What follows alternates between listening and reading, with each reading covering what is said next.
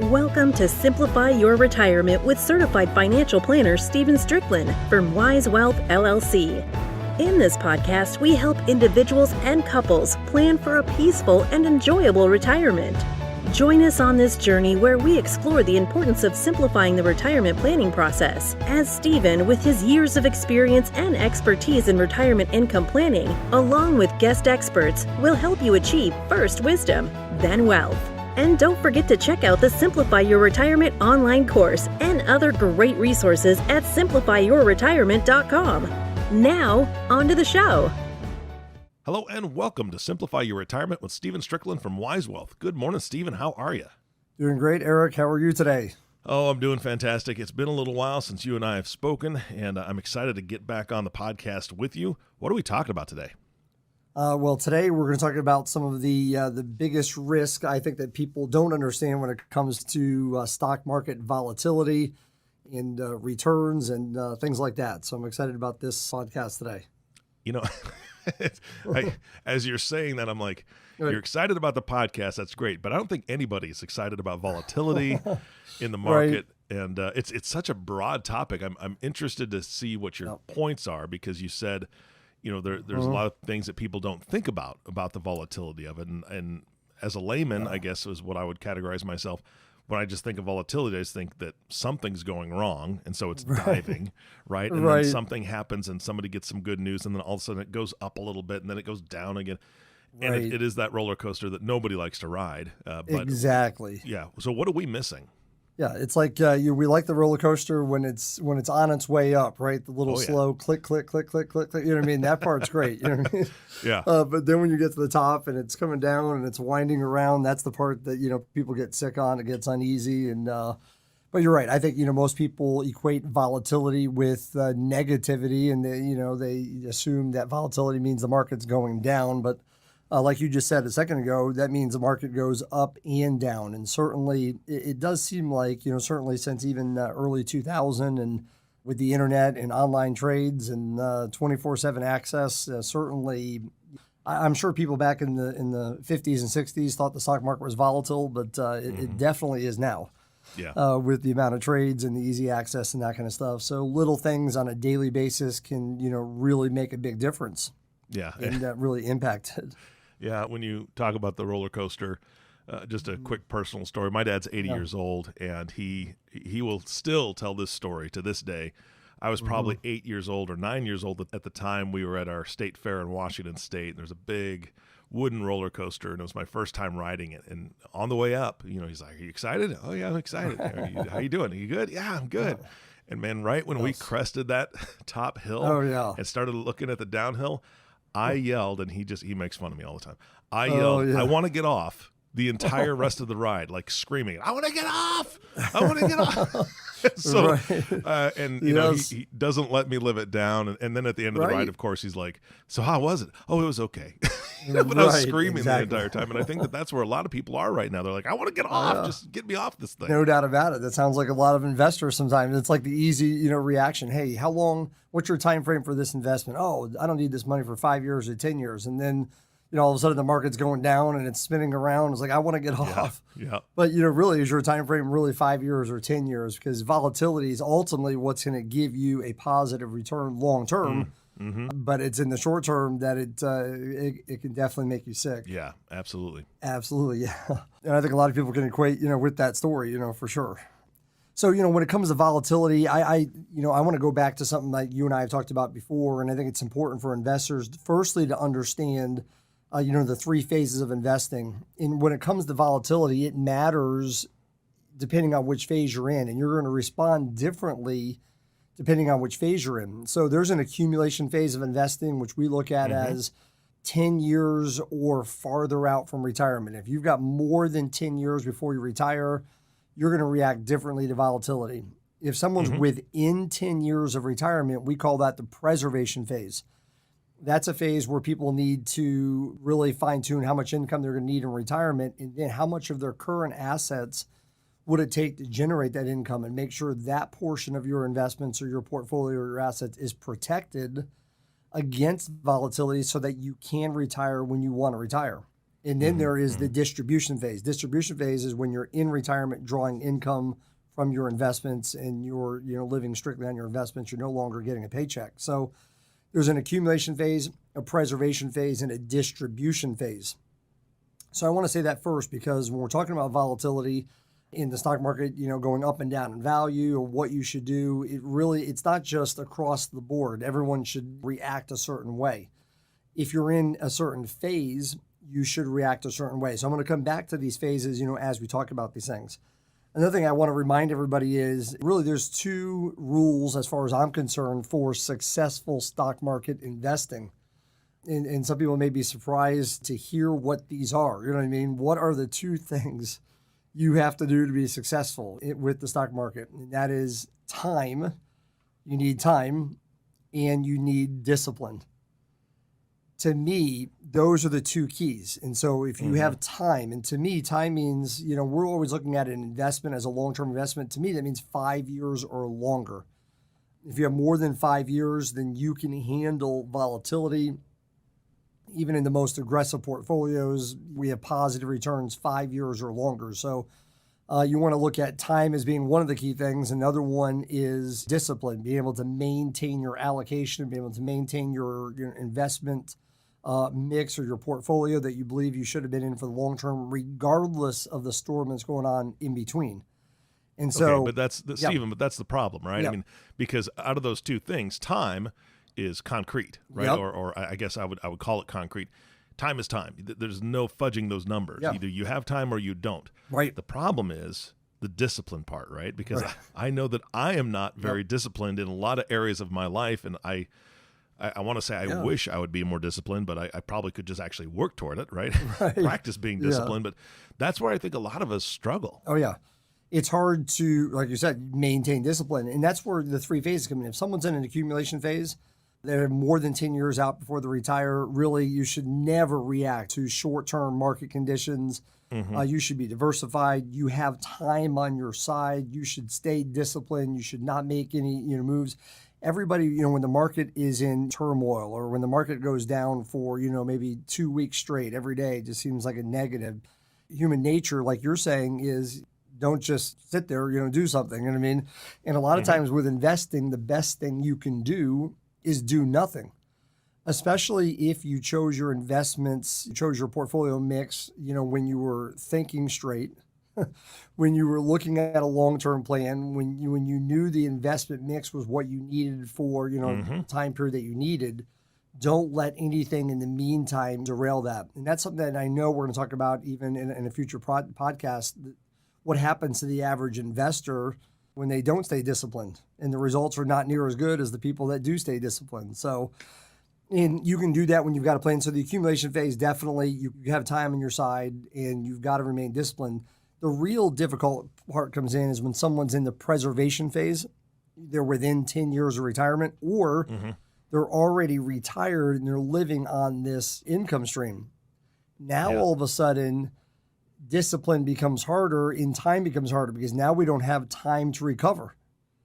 If you have a massive drop in the stock market 3 years before you retire, some people may not be able to retire on time. If the stock market drops 20% the first year someone's living on their income stream, they may not be able to stay retired. And so that's why it is so important to make sure you've got a plan. You change your allocations, you change your investment mix, you change your investment products even when you're in the preservation phase and the distribution phase, so that way you can stay disciplined with your long-term investments.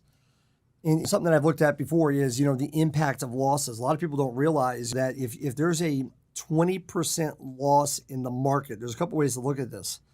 If the market goes down by 20%, which happens, unfortunately, fairly regularly these days, it seems like.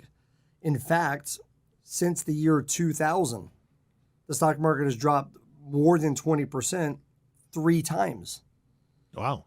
Yeah, so think about that. We've only been in, it's been 20 years. So in a 20-year period of time, 3 times the market has dropped greater than 20%. Obviously, 2008, 2007, 2008 was massive.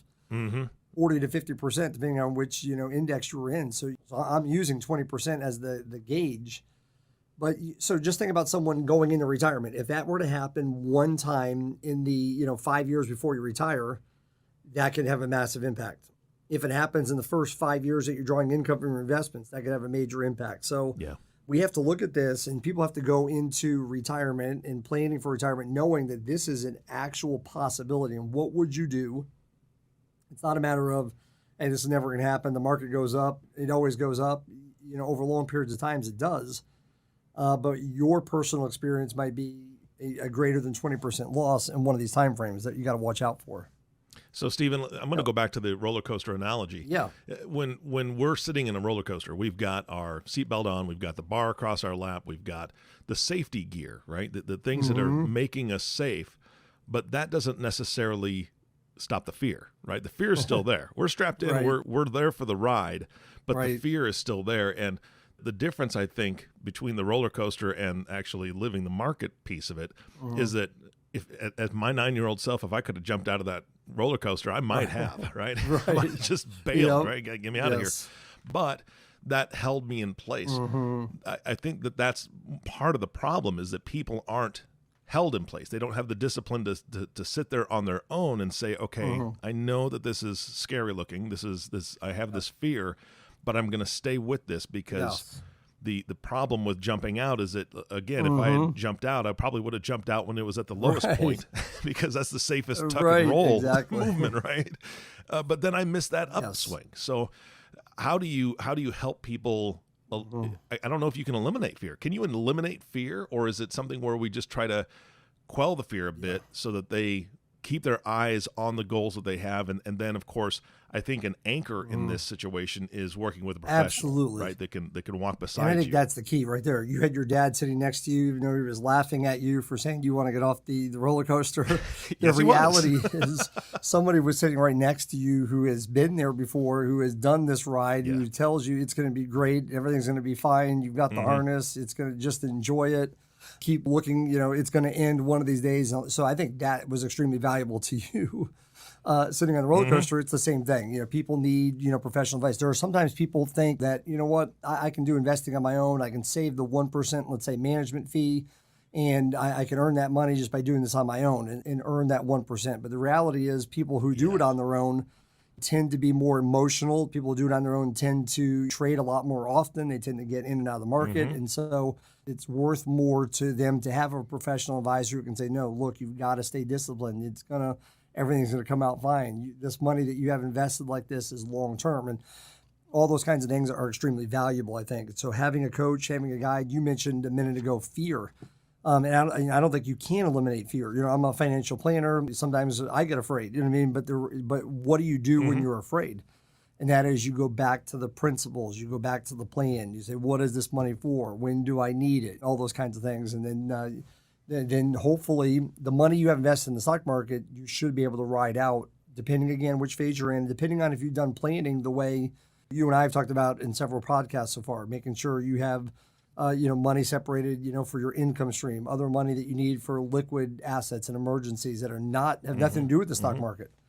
Our philosophy here is you protect the income and grow the rest. Only take a risk with money that you don't need for income or that you don't need for short-term expenses or emergency funds. And the reason that is because I'm going to go back to this 20% loss thing. If someone has a 20% loss, a lot of people don't realize it takes a 25% positive return to break even. So someone has $1,000 and the stock market loses 20%, you have 800. For 800 to go back to 1,000, it has to have a 25% return. So anytime there's a loss in the market, it has a dramatic impact. It always takes more return to get there. And another way to look at it is if someone loses 20% in the market and they average a 6% return, if they earn 6% after that 20% loss, it's going to take 3.8 years to break even. Oofta. Yeah. Yeah, at a 6% return. If you're at an 8% return, it still takes 2.9 years to recover. So this is why the impact of losses is a big deal. This is why you have to decide, especially in the preservation phase, we don't have time to recover from a 20% or greater decline a lot of times. When we're in the distribution phase, we don't have time to recover. So that's where, when you're in those two phases, you really have to start looking at, alternative investments that can protect your assets from a 20% or greater decline, because we might not have time to get the return that we need to break even again. And so it's important, again, to identify the phase. If you're in the preservation or distribution, you do need to take risk off the table. Because like you said, no one can predict volatility. The stock market is going to be volatile. It tends to work itself out over time. 5 years or longer, it may be a roller coaster, but it ends up being higher. But in the short term, when you need it most, preservation and distribution, you cannot handle that risk.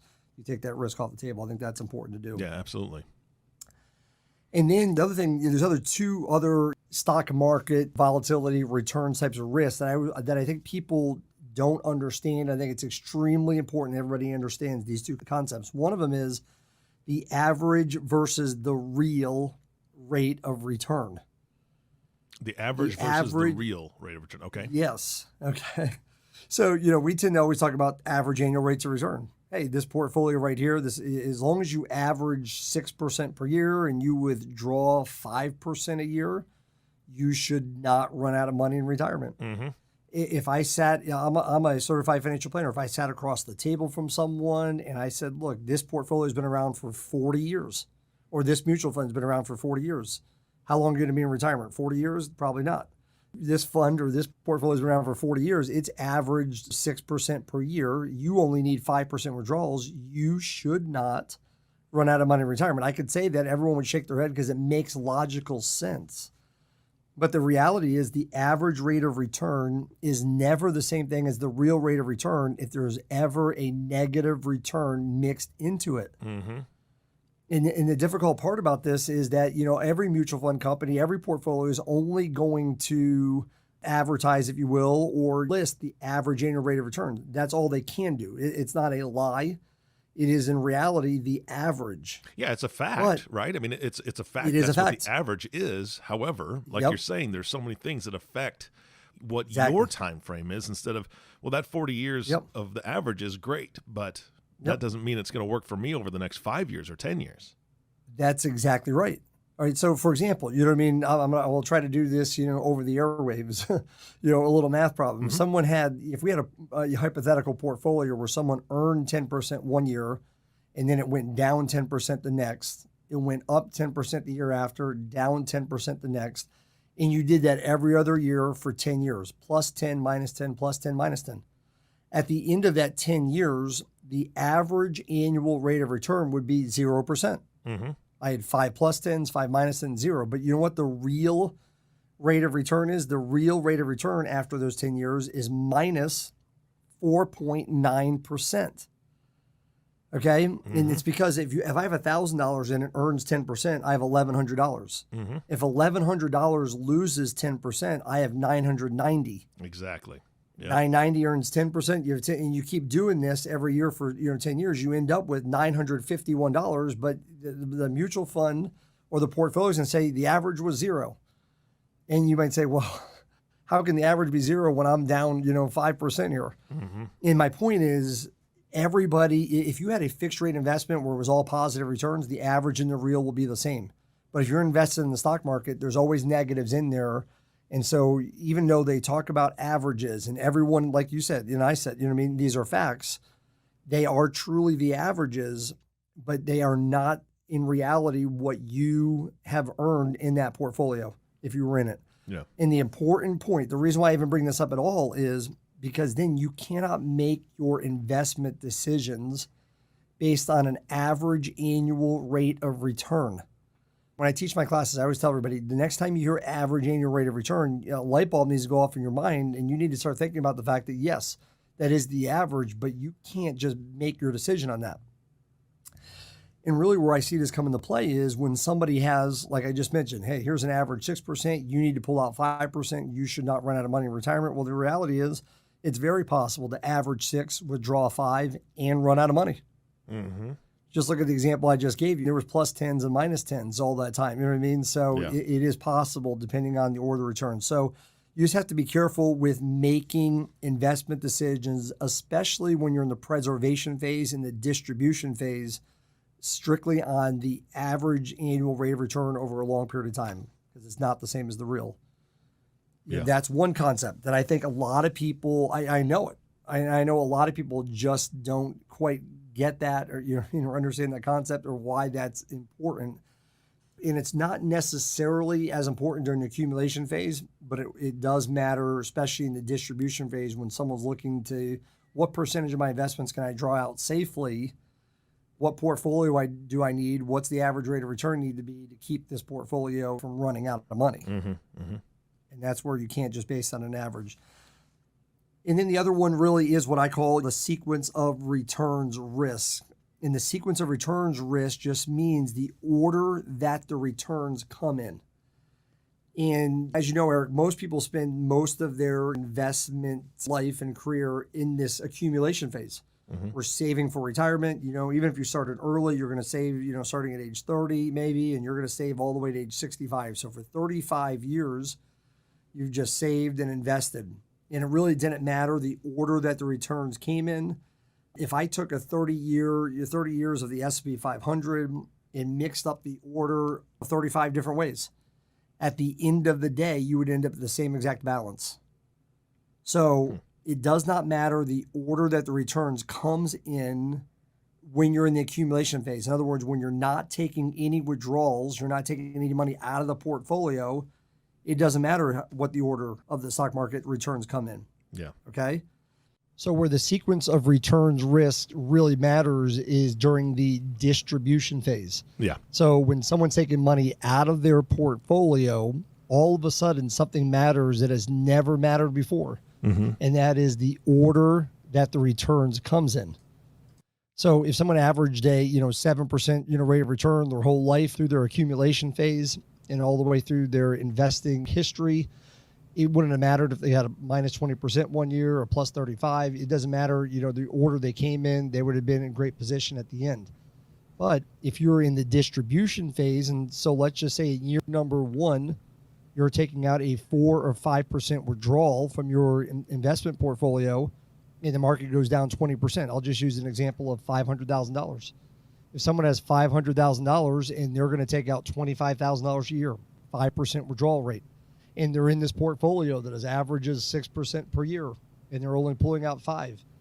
Most people need to realize that in order to have a portfolio mix that averages 6% a year, there is a possibility with that investment mix, you're going to be down 20% at some point in time. If it happens later in your life, it doesn't make as big of a deal. But if I retire this year and I'm taking out 5%, so I take out 5%, that's $25,000. But on the same year, the market goes down 20%. So now my 500 is now worth 400. But I've also taken out 25,000, so it's now down to 375,000, and I'm in year 1 of retirement. Think about that. And then next year, guess what? I still need $25,000. So now all of a sudden, my 5% withdrawal rate went to an 8% withdrawal rate, and it just becomes unsustainable. And my point of saying this is, that's a possibility. It's also a possibility that the first year you retire, it goes up 20%. And so you're in better shape. So when I've looked at historically the sequence of returns, if you look at someone who has a $500,000 portfolio and they're in a portfolio that averages 6% a year and they withdraw 5% a year, if you run that scenario, you run the numbers, there are some people that can retire, leave it in that portfolio, and not only will they not run out of money in retirement, but their portfolio balance will continue to grow. But there are some people who will run out of money within 13 years. Okay, so how is this possible? The reason, the difference is the order that the returns comes in. Yeah. And this is why also it's so important. I always tell everybody, you have to look at the sequence of returns as a real risk. And I can tell you right now, this is a risk that most people never think about. I talk to people getting ready to retire every day. They're just not in their mindset. You have to worry about how the returns comes in. But everybody going into retirement has to look at this risk and decide how they're going to deal with it. We can't say it's not going to happen. You can't say, well, when I retire, the first 3 years are going to be positive in the stock market. Yeah. Well, nobody knows that. When I retire, what happens if it's negative? So we don't know what's going to happen. So the point is to say, what should we do about the potential for the sequence of return, that the fact that you're negative early on. Because if it is, we talked about this earlier in this podcast, and that is we don't have time to recover. It has to come back a lot just to break even and all those kinds of things. So if you want to have a peaceful, enjoyable retirement, you have to eliminate the sequence of returns risk, which is the risk that the market's going to be negative the first few years that you retire. Another thing is this, some people go into retirement and they might meet a couple, Bill and Gail. And Bill and Gail are doing great. They left all their money in the stock market, and the market's been positive the first few years of the retirement. They may talk to someone and say, you know what, no matter what you do, leave all your money in the stock market because the stock market always goes up. You're never going to run out of money, and your portfolio is going to grow. But then you could run into Bill and Jane, and Bill and Jane had the exact opposite experience. If you talk to them, they're going to say, well, no, don't ever leave your money in the stock market because if you do, you're going to run out of money in retirement. The stock market's, too volatile. And both of them may be sharing with you their actual real experience, and they both may be telling you the truth. But the reality is every single person going to retirement, you can't base your decisions based on what Bill and Gail did or what Jerry and Jane or whatever they, what they did. You have to base your decisions based on what's going on in the market when you retire.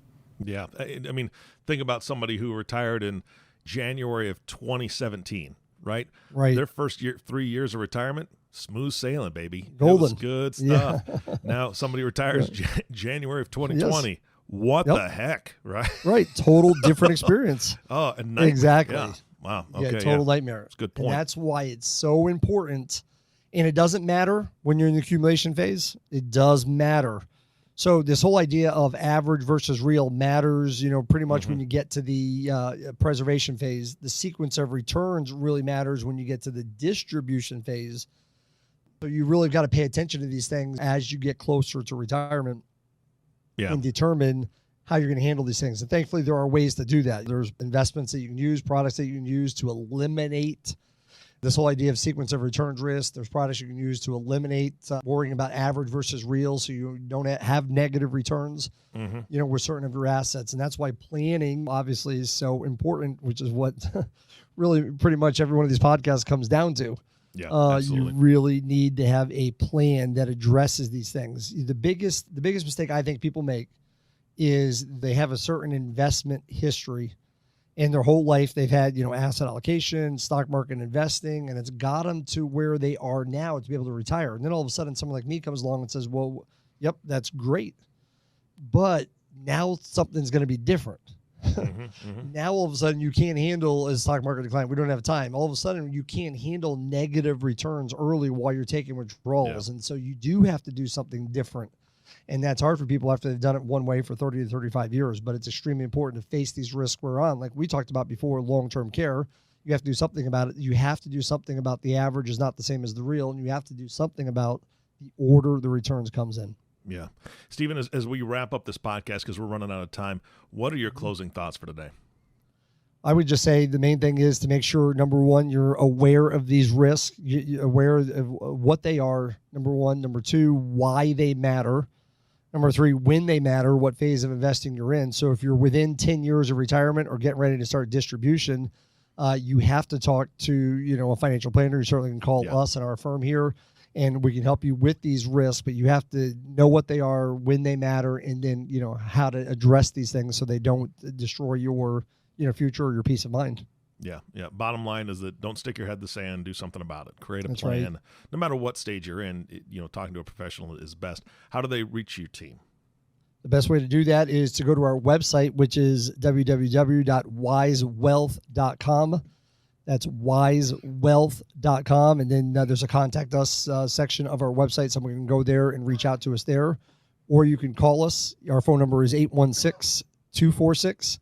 That's 816-246-9473.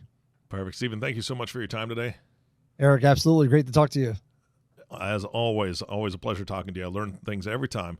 The last thank you always goes to you, the listening audience. Thank you for tuning in and listening to the Simplify Your Retirement podcast with Stephen Stricklin. If you have not subscribed to the podcast yet, please click the subscribe now button below. This way, when Stephen comes out with a new podcast, it'll show up directly on your listening device. This makes it much easier to share these podcasts with your friends and family. Again, thank you so much for listening today. For everyone at Wise Wealth, this is Eric Johnson reminding you to live your best day every day. and we'll see you next time. Thank you for listening to the Simplify Your Retirement podcast. Click the subscribe button below to be notified when new episodes become available. The information covered and posted represents the views and opinions of the guest and does not necessarily represent the views or opinions of Wise Wealth LLC or Simplify Your Retirement. The content has been made available for informational and educational purposes only. The content is not intended to be a substitute for professional investing advice. Always seek the advice of a financial advisor or other qualified financial professionals with any questions you may have regarding your investment planning.